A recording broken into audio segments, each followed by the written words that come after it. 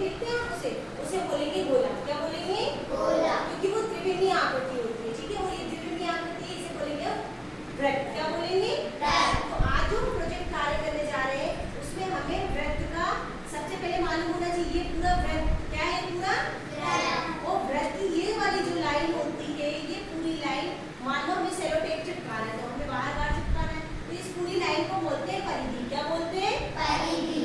और किसी भी वृत्त के एक छोर से दूसरे छोर को केंद्र से जो पूरी रेखा मिलाई जाती है, इस पूरे को बोलेंगे व्यास। क्या बोलेंगे?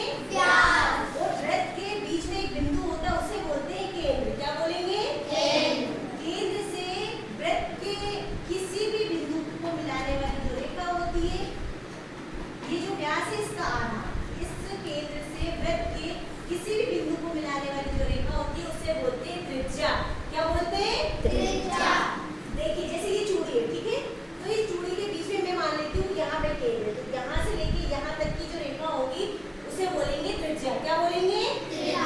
और ये पूरी जो बाहर की लाइन होगी इसे बोलते हैं परिधि। क्या बोलेंगे? परिधि।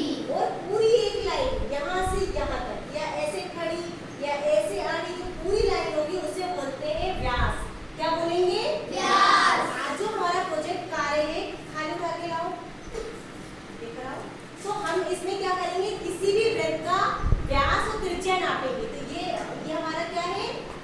वृत्त। क्या है?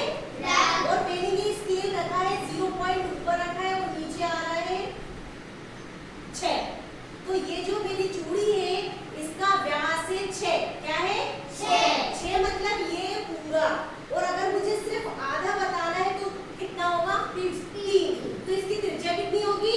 3। Very good. ये दिखाओ, देखो ये हमारी थाली है, ठीक है, इस थाली में हमें यहाँ से यहाँ तक की जो लाइन होगी, यहाँ से यहाँ की जो लंबाई होगी उसे बोलेंगे व्यास। क्या बोलेंगे? व्यास। अब हम इसे नापते हैं, इधर आओ राज, इसे नापो पकड़ो थाली।